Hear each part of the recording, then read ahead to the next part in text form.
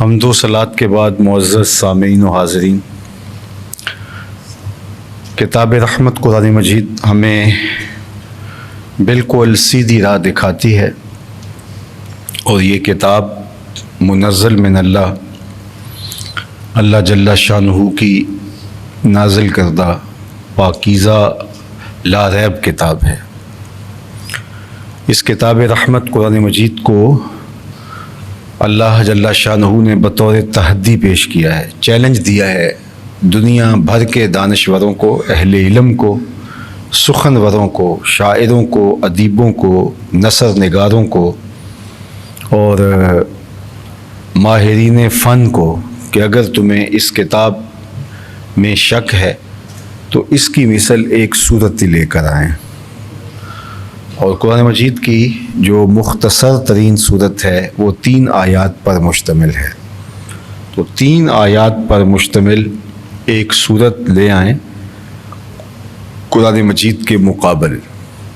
اور یہ چیلنج دیا گیا ہے اس زمانے میں جب سخنوری کا جادو سر چڑھ کے بول رہا تھا، اور ادیب، شاعر اور بڑے بڑے سخنور، نثر نگار پائے جاتے تھے۔ امراء القیس جیسے لوگ، لبید جیسے لوگ اور کعب بن زہیر جیسے لوگ، اور یہ اسلام کے مخالفین بھی تھے۔ اور یہ تو بعد میں پھر اللہ نے کعب بن زہیر اور لبید اور ان لوگوں کو اللہ نے ایمان کا چراغاں نصیب کیا، لیکن ابتداً انہوں نے بہت مخالفت کی۔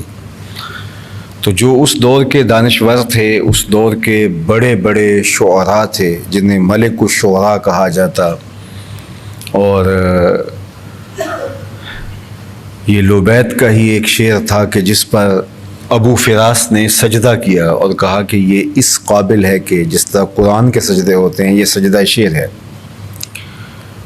اور واقعتاً ان کے ہاں جو فنی کمال تھا، زبان دانی اور شعر و سخن کی دنیا اس وقت جو آباد تھی، تو یہ بہت بڑا چیلنج تھا جو قرآن نے دیا۔ اور اگر ان میں دم خم ہوتا تو اس چیلنج کو قبول کرنا ان کے لیے کوئی مشکل نہیں تھا، لیکن ان میں دم خم تھا نہیں۔ اس لیے دم خم نہیں تھا کہ قرآن مجید اللہ جل شانہ کا کلام ہے اور اس کی نظیر لانا ممکن نہیں ہے، اور اگر یہ کسی مخلوق کا تراشا ہوا کلام ہوتا تو اس کی ضرور نظیر لے آتے۔ اور اس چیلنج کو 1400 سال ہو گئے ہیں جو قرآن نے دیا ہے، اور یہ آج بھی قرآن مجید میں اسی طرح موجود ہے۔ اور بھی بہت سارے مقامات ہیں جو قرآن مجید کی صداقت کا منہ بولتا ثبوت ہیں۔ ویسے تو پورا عرب جانتا تھا کہ حضور علیہ السلام کسی استاد کے سامنے زانو تلمس طے نہیں کرتے۔ ایک ایسا شخص جس نے کسی اس دور کی مروجہ درس گاہ میں بھی نہیں پڑھا، اور جو پڑھنے اور سیکھنے کا اس دور میں ایک طریق تھا، اس طریق کو بھی اختیار نہیں کیا۔ باپ کا سایہ سر سے اٹھ چکا ہے اور ماں 6 سال کی عمر میں انتقال کر گئی ہے، اور گھر کے ماحول کے اندر جو سیکھنے کا ایک عمل تھا وہ بھی نہیں ہوا، لیکن جب وہ بولتے ہیں تو عقدے کھولتے ہیں اور ان امور کو بیان فرماتے ہیں جو انسانی نظر سے پوشیدہ ہیں۔ تو پھر اس کا مطلب سیدھا سیدھا یہ ہے کہ قرآن مجید اللہ کا کلام ہے اور حضور کے قلب اطہر پہ نازل ہوا ہے۔ اہل عرب جانتے تھے کہ فرعون موسیٰ تعاقب کرتے ہوئے دریا میں ڈوب گیا، اور اس کہانی کو صدیاں بیت گئی۔ دریاؤں میں، سمندروں میں ڈوبنے والے آج کے دور میں ان کی کھوج لگائی جاتی ہے، لیکن اس زمانے میں یہ تو ذرائع ہی نہیں تھے۔ یہ ابھی کچھ دن قبل ایک آبدوز ڈوبی ہے جو کہ ٹائٹینک کے باقیات دیکھنے جا رہے تھے، تو پوری دنیا کے ماہرین اس کھوج میں لگے ہوئے ہیں کہ اس حادثے کے اسباب تک پہنچا جائے اور اب کیا ہوا اور باقیات کہاں ہیں اس تک پہنچا جائے۔ تو آج کی جدید دنیا اور آج سے صدیوں قبل کی دنیا میں بہت فرق تھا۔ تو اس زمانے میں ایک حادثہ ہوا، فرعون دریائے نیل کی موجوں کے سپرد ہو گیا، لاؤ لشکر سمیت غرق ہو گیا، اور دنیا اس کہانی کو اتنا ہی جانتی تھی کہ سمندر کی موجوں کی زد میں آیا۔ جو انسانی سطحی علم تھا وہ یہی ہے کہ اس کے وجود کو مچھلیوں نے نوچ لیا ہوگا یا پانی میں گل سڑ کر کے پرزے پرزے ہو کے بکھر گیا ہوگا، لیکن یہ انکشاف صدیوں گزرنے کے بعد میرے اور آپ کے آقا و مولا نے اللہ کے دیے ہوئے کلام کے ذریعے سے کیا کہ فرعون کی لاش کو ہم نے آج بھی محفوظ رکھا ہوا ہے، تمہاری عبرت کے لیے اس کو محفوظ رکھا ہوا ہے۔ اللہ اکبر۔ اور پھر اسی بنیاد پہ تحقیق اور جستجو کا بازار گرم ہوتا ہے، اور پھر زمانے نے فرعون کی باڈی کو تلاش کر لیا۔ تو یہ ایک ایسے شخص نے خبر دی جو بظاہر اس میدان کا شخص نہیں تھا، اور انسان کے حاشیہ خیال میں بھی یہ بات نہیں تھی کہ فرعون کہیں موجود ہو سکتا ہے، اس کی لاش کہیں موجود ہو سکتی ہے۔ تو یہ قرآن نے کہا۔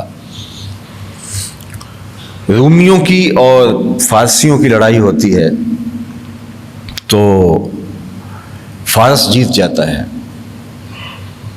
تو قرآن بتاتا ہے کہ یہ ان کی وقتی شکست ہے، لیکن جو دوبارہ ان کی لڑائی ہوگی اس میں روم جیتے گا۔ اور حضرت ابوبکر صدیق رضی اللہ تعالیٰ عنہ باقاعدہ ایک کافر سے اس پر جو ہے وہ شرطیہ بات کرتے ہیں کہ ہاں ایسا ہوگا جو قرآن نے کہا ہے۔ ظاہری اسباب کچھ تھے، لیکن جو قرآن نے کہا پھر زمانے نے دیکھا وہی ہوا۔ بلکہ میں اس سے بھی بڑھ کر آپ کو بات بتاؤں کہ جب تحویل قبلہ ہونے لگا، قبلہ تبدیل ہونے لگا، حضور جب مکے سے ہجرت فرما کے مدینہ تشریف لائے تو اس وقت بیت المقدس کی طرف منہ کر کے نماز پڑھتے تھے۔ پہلے بھی یہی ہوتا تھا، لیکن پہلے دونوں قبلوں کو جمع کر لیا جاتا۔ مطاف میں حرم میں ایسی جگہ پہ کھڑے ہوا جاتا کہ کعبۃ اللہ بھی ہوتا اور اس کی سیدھ میں بیت المقدس بھی ہوتا۔ لیکن جب مدینہ المنورہ ہجرت کر کے گئے تو اس وقت یہ ممکن نہ رہا۔ اگر بیت المقدس کی طرف رخ کرتے ہیں تو کعبۃ اللہ کی طرف پیٹھ ہوتی ہے، اور کعبۃ اللہ کی طرف رخ کرتے ہیں تو بیت المقدس کی طرف پیٹھ ہوتی ہے، چونکہ یہ دونوں کے درمیان ہے مدینہ المنورہ۔ مدینہ المنورہ میں آپ جائیں تو وہاں کعبۃ اللہ مکہ المکرمہ جنوب میں ہے، اور وہاں سے فلسطین بیت المقدس بالکل شمال میں ہے، تو وہاں تو جمع کرنا ممکن نہ تھا۔ تو اللہ کا حکم تھا اور حضور 17 ماہ تک مسجد اقصیٰ کی طرف منہ کر کے نماز پڑھتے رہے۔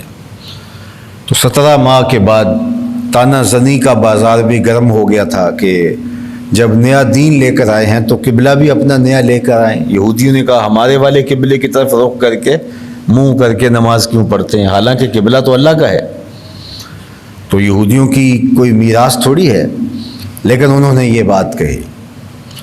حضور کے قلب اطہر میں، خاطر اطہر میں بھی یہ بات آئی کہ ہمارا قبلہ بیت المقدس کی بجائے کعبۃ اللہ ہو جائے تو کیا خوب ہو۔ ویسے بھی مکہ المکرمہ حضور کا وطن مالوف، جائے پیدائش، اللہ کے گھر سے جو موانست قلبی، اس حوالے سے حضور کا رجحان قلب اور میلان قلب بھی ادھر تھا۔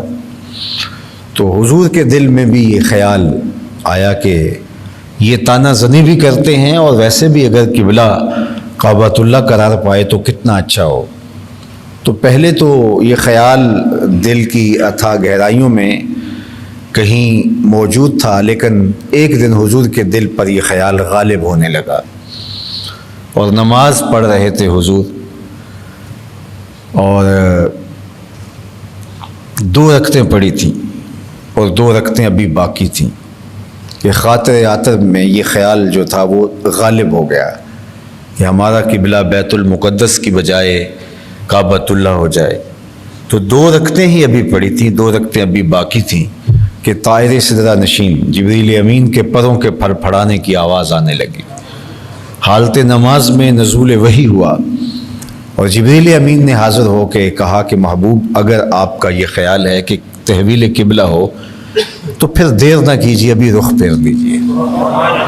قد نرا تقلب وجهك في السماء فلنولینک قبلۃ ترضاها، ہم نے آپ کو دیکھا، آپ کا چہرہ بار بار آسمان کی طرف اٹھتا ہے۔ ہوتا یہ تھا کہ حضور علیہ السلام کے خاطر عاطر میں، قلب اطہر میں، دل نور میں اگر کوئی بات آتی تو فوراً وحی کا نزول ہوتا۔ تو اب دل میں بات آئی تو وہ عادت یہ بنی ہوئی تھی، تو آسمان کی طرف حضور کا رخ انور اٹھ گیا، پھر خیال آیا تو پھر اٹھ گیا۔ تو یہ جب بار بار ہوا تو جبریل امین پیغام عزدی لے کر پہنچے، قد نرا تقلب وجهک، ہم نے آپ کے چہرے کو بار بار آسمان کی طرف اٹھتے ہوئے دیکھا۔ ہر وقت خدا محبوب کو دیکھ رہا ہے، اس کی نظر سے تو پوشیدہ نہیں ہے، لیکن حضور کے تقلب وجہ، چہرے کے پلٹنے کو دیکھنے کی حکایت اللہ نے قرآن میں بیان فرمائی، اور دوسرے مقام پہ فرمایا فَإِنَّكَ بِأَعْيُنِنَا، محبوب تم ہر وقت ہماری نگاہوں میں رہتے ہو، ہماری نگاہوں سے آپ پوشیدہ نہیں ہو۔ اللہ اکبر۔ تو اب کہا کہ محبوب آپ کے چہرے کو ہم نے بار بار آسمان کی طرف پلٹتے ہوئے دیکھا، فَلَنُوَلِّيَنَّكَ قِبْلَةً تَرْضَاهَا، تو جس قبلہ کی طرف آپ کی مرضی ہے ہم آپ کو اسی طرف پھیر دیتے ہیں۔ اللہ اکبر۔ محبوب پھر دیر نہ کیجئے، ابھی رخ انور پھیر لیجئے۔ اللہ اکبر۔ حالت نماز ہے، 2 رکعتیں ادا ہو چکی ہیں، 2 رکعتیں ابھی باقی ہیں۔ یہ کوئی محاورہ نہیں تھا، کبھی ایسی پہلے مشق نہیں ہوئی تھی کہ حالت نماز میں کوئی تحویل ہوئی ہو۔ تو ظاہر ہے جو پیچھے کھڑے ہیں ان کے وہم و خیال میں بھی کوئی بات نہیں تھی، تو اچانک جب تحویل ہوگی تو ایک مسئلہ تو کھڑا ہوگا، اور اب بالکل قبلہ بھی اپوزٹ، قبلہ بھی بالکل مخالف سمت، تھوڑا سا رخ پھیرنے سے تھوڑا سا رخ پچھلے والوں کا پھیر جائے، لیکن یہاں تو بالکل برعکس ہے۔ تو حالت نماز کے اندر قبلہ کی تحویل یہ کوئی چھوٹا اور عام واقعہ نہیں تھا، بہت بڑا اور غیر معمولی واقعہ تھا، اور حالت نماز کے اندر اس کا حکم آ رہا ہے، اور حکم بھی بذریعہ وحی آ رہا ہے۔ حضور کے دل کے اندر صرف یہ بات ڈالی نہیں جا رہی، بلکہ یہ وحی نازل کی جا رہی ہے کہ محبوب ابھی رخ پھیر لو۔ ہم نے تو نماز کا وقت بدلنا ہو تو 1 دن پہلے کم از کم بتانا پڑتا ہے کہ کل سے نماز ظہر 2:15 بجے ہوگی۔ نماز کا وقت بدلنا ہو تو 1 دن پہلے بتانا پڑتا ہے، یہاں تو قبلہ بدلنا تھا، ایک دن پہلے بتا دیا ہوتا، چلو 1 نماز پہلے بتا دیا ہوتا، نہیں تو شروع ہونے سے پہلے، اقامت سے پہلے بتا دیا ہوتا، لیکن یہاں ایسا نہیں ہے، بلکہ کہا محبوب ابھی رخ پھیر لو۔ یا اللہ تیری نماز تو پوری ہو لے، کہا میری نماز بعد میں پوری ہوگی، پہلے تیری مرضی پوری ہوگی۔ فَلَنُوَلِّيَنَّكَ قِبْلَةً تَرْضَاهَا، جس قبلے کی طرف آپ کا رخ ہے حضور جی ہے، اس قبلے کی طرف رخ پھیر لیجیے۔ اور پھر حالت نماز کے اندر آقا کریم علیہ الصلوۃ والسلام نے رخ پھیر دیا۔ اب حضور علیہ الصلوۃ والسلام کا رخ ادھر تھا اور صحابہ پیچھے کھڑے تھے، ان کا بھی ادھر تھا، تو حضور علیہ الصلوۃ والسلام نے رخ پھیر کے ادھر کر لی جدھر صحابہ تھے، اور صحابہ پلٹ کے پیچھے آ کے حضور کے پیچھے کھڑے ہو جاتے۔ اللہ اکبر۔ اور پھر کوئی شخص گزر رہا ہے اور اس نے دیکھا کہ حضور کا رخ آج ادھر ہے، اور وہ گزرتے ہوئے جا کے ایک دوسری مسجد میں نماز ہو رہی تھی، تو وہاں کے نمازیوں کو کہتا ہے اور تم ادھر نماز پڑھ رہے ہو، حضور کا رخ تو ادھر ہے، تو وہ وہیں جو ہے وہ اپنا رخ تبدیل کر لیتے ہیں۔ اللہ اکبر۔ می وریا کستوریاں دا جدوں یار نچوڑیاں زلفاں، قبلہ اودے بنیا سائم جدے یار نے موڑیاں زلفاں۔ وہ جدھر رخ پھیر لیں وہی قبلہ ہوتا ہے. اور اگر آپ غور کیجئے قبلتاً کو یہاں نکرہ رکھا گیا ہے، فَلَنُوَلِّيَنَّكَ قِبْلَةً، ہم آپ کو پھیر دیں گے اس قبلے کی طرف. حالانکہ جس قبلے کی طرف پھیرا جا رہا ہے وہ کعبۃ اللہ ہے اور وہ معرفہ ہے، معروف ہے. تو القبلہ ہوتا جو عربی میں ضابطہ ہے، لیکن یہاں قبلتاً کو نکرہ رکھا گیا، پھر اس نکرہ کو نکرہ مخصوصہ بنایا گیا ترداہا کی صفت لگا کے. شعور کیا دینا مقصود تھا؟ بتانا مقصود تھا محبوب ہم یہ سب کچھ آپ کی مرضی پہ کر رہے ہیں، تو پھر آپ کا چونکہ ذہن اس طرف ہے، آپ کی رضا ادھر ہے تو ادھر رخ پھیر لیجئے، ورنہ جدھر آپ کا رخ پھرے گا ادھر ہی قبلہ بنا دیں گے. اللہ اکبر. تو اب قبلہ کی جب تحویل ہوئی تو وہ ہمارے اردو میں، پنجابی میں، ہمارے محاورے میں کہتے ہیں کہ وہ درانتی کو دونوں طرف دندانے ہوتے ہیں. دنیا کو دونوں طرف ہوتے ہیں، درانتی کو ایک طرف ہوتے ہیں. تو پہلے کہتے تھے ادھر منہ کر کے نماز کیوں پڑھتے ہو، تو اب انہوں نے یہ کہنا شروع کرنا تھا کہ آپ جو ہے وہ اب ادھر منہ کر کے نماز کیوں پڑھ رہے ہو، پہلے ادھر تھے اب ادھر تھے. ابھی کہا نہیں تھا تو قرآن نے پہلے کہا. ذرا دیکھیے سورہ البقرہ ہی ہے. سَيَقُولُ السُّفَهَاءُ مِنَ النَّاسِ مَا وَلَّاهُمْ عَنْ قِبْلَتِهِمُ الَّتِي كَانُوا عَلَيْهَا. لوگوں میں سے کچھ بے وقوف کہیں گے کہ اس قبلے سے ان کو کس نے پھیر دیا جس پر یہ پہلے تھے. ما وَلَّاهُمْ کس چیز نے پھیر دیا، عَنْ قِبْلَتِهِمُ الَّتِي اس قبلے سے، اللہ اکبر، كَانُوا عَلَيْهَا جس پر یہ پہلے تھے. اب یہ کافروں نے کہنا تھا، ابھی کہا نہیں ہے، اور قرآن نے اس کی پہلے خبر دے دی کہ ان قریب یہ کہیں گے. تو اب جو، اور یہ کافر یہود تھے، اور یہود اسلام کے بدترین دشمن تھے، اور منافقین تھے، اور وہ اسلام کے بدترین دشمن تھے، اور وہ ہر بہانہ ڈھونڈتے تھے کہ جس سے اسلام کی تکذیب ہو سکے. تو وہ پھر یہ کہتے نا کہ آپس میں یہ طے کر لیتے کہ قرآن نے کہا ہے کہ ان قریب یہ کہیں گے کہ ان کو اس قبلے سے ادھر کس نے پھیرا، تو ٹھیک ہے ہم نہیں کہتے، اور پھر قرآن کی تکذیب کریں گے کہ قرآن نے تو کہا تھا کہ ان قریب یہ کہیں گے کہ اس قبلے سے آپ کو ادھر کس نے پھیرا، تو ہم نہیں کہہ رہے، تو قرآن نے کہا تھا کہیں گے، تو بتاؤ کون کہہ رہے. تو یہ ایسا کر سکتے تھے، لیکن یہ شعور اور فہم ان کو حاصل نہیں ہو سکا، اور انہوں نے کہا کہ کل تو ادھر تھے اور آج ادھر رخ پھیر لیا، جبکہ قرآن اس سے پہلے نازل ہو چکا تھا کہ یہ کہیں گے. تو یہ نہ کہہ کے اسلام کی، قرآن کی تکذیب کرتے کہ قرآن نے کہا تھا کہ کہیں گے اور ہم نہیں کہہ رہے، لیکن قرآن نے کہا تھا کہیں گے اور انہوں نے کہا. تو یہ تو وہ چیز ہے کہ جو قرآن مجید کی عظمت کو اس طرح سے واضح کر رہی ہے کہ قرآن مجید نے جو آنے والے ادوار کی خبریں بھی دیں، بلکہ یہودیوں کے بارے میں یہ کہا کہ یہ کہتے ہیں کہ ہم تھوڑے دن جہنم میں رہیں گے، ہم جنت تو ہماری ہے، ہم ٹھیکیدار ہیں جنت کے. تو اللہ تعالیٰ شاہ فرماتا اگر ایسا ہے تو پھر فَتَمَنَّوُا الْمَوْتَ، پھر موت کی تمنا کریں، آرزو کریں، مرنا چاہیں. جب ان کے لیے، ان کو یقین ہے کہ جنت ہے اور ہم اس میں اتر جائیں گے، تو پھر مرنے کی آرزو کریں، پھر کون نہیں جائے گا. اللہ اکبر. لیکن فرمایا وَلَن يَتَمَنَّوْهُ أَبَدًا، یہ کبھی بھی آرزو نہیں کریں گے مرنے کی، یہ کبھی بھی تمنا نہیں کریں گے مرنے کی. یعنی مستقبل کی ابدی نفی کر دی، اور اس کو 1400 سال بیت گئے. تو اب بھی یہود مرنے کی تمنا کر کے لوگوں کو بتائیں کہ میاں قرآن نے یہ کہا تھا، ہمارا مزاج اس سے برعکس ہے، لہذا قرآن کی تکذیب ہو گئی. لیکن قرآن کی تکذیب اس رنگ کے اندر بھی کرنے سے وہ قاصر ہے، اس زمانے کے اندر بھی اور آج بھی. جو قرآن کی دی ہوئی خبر ہے، اب اس خبر کی تکذیب کے لیے وہ اپنا عمل بدل کر کے تکذیب کر سکتے ہیں، لیکن نہیں کر پائیں گے. اور یہ قرآن کی صداقت ہے. اب قرآن مجید کا حرف حرف، لفظ لفظ جو ہے وہ نور اور روشنیاں بانٹتا ہے. چیلنج قرآن کا موجود ہے کہ تمہیں اگر اس بات کا ادعا ہے کہ یہ کوئی گھڑی ہوئی کتاب ہے اور یہ کوئی زمینی کتاب ہے، آسمانی صحیفہ نہیں ہے، تو ٹھیک ہے، اس کی مثل ایک صورت لے آؤ، بات ختم. یہی فیصلہ ہو جاتا ہے. دوسری بات کہ قرآن نے جو چیلنج دیے، قرآن نے جو خبریں دی، قرآن نے جو ہے وہ آنے والے دور کے حالات بتائے، اور پھر ان میں بہت ساری چیزیں ہیں کہ جو تم کہہ سکتے ہو لیکن تم نہیں کہہ پاؤ گے. اور اسی طرح قرآن مجید اللہ تعالیٰ جل شانہ کا وہ پاکیزہ کلام کہ جس کلام کی تاثیر، جس کے اثرات اور دلوں پر اس کا جمتا ہوا رنگ یہ کبھی بھی زائل نہیں ہوتا، اور صدیوں گزرنے کے بعد پھر اس کی حفاظت کا الوہی انتظام کہ کوشش بسیار کے باوجود بھی اس قرآن مجید کو بدلا نہیں گیا۔ اس کے لیے بہت کوششیں مختلف زمانوں میں ہوئیں۔ اب بے بسی کی آخری رنگ اور تصویر کیا ہے کہ قرآن مجید کے نسخے کو آگ لگا دی جائے۔ اس سے کیا ہوگا؟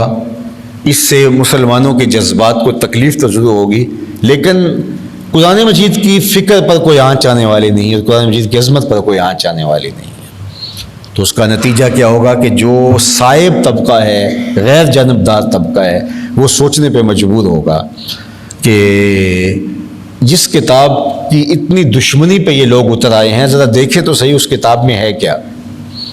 قریش مکہ جب باہر سے آنے والے لوگوں کو راستوں میں کھڑے ہو کے روکتے کہ اس شہر میں آئے ہو، تجارت کرو، کام کرو، چیزیں خریدو، سب کچھ کرو، بیچو، لیکن محمد صلی اللہ علیہ وسلم کو نہ ملنا، وہ جادوگر ہیں۔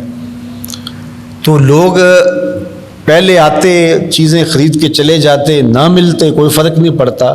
تو جب منع کیا گیا تو ان کے اندر تجسس پیدا ہوا کہ جس سے منع کرنے کے لیے اتنا زور لگایا ہے تو ہم مل کے دیکھیں تو صحیح اس میں ہے کیا۔ پھر اس کے دل میں آرزو پیدا ہو جاتی ان کے منع کرنے کی وجہ سے کہ ہم دیکھیں تو صحیح کہ یہ منع جس کو ملنے سے کر رہے ہیں اسے مل کے دیکھیں تو صحیح۔ اور پھر جب وہ ملتے، حضور کا خلق ان کی روحوں تک اتر جاتا اور وہ جانتے کہ یہ جادوگر نہیں ہے، یہ کاہن نہیں ہے، یہ ساحر نہیں ہے، یہ مجنون نہیں ہے جو الزام انہوں نے لگائے، یہ تو اللہ کا سچا نبی ہے۔ اور پھر ہوتا یہ کہ ان کے دل میں ایمان کا چراغاں ہونے لگ جاتا۔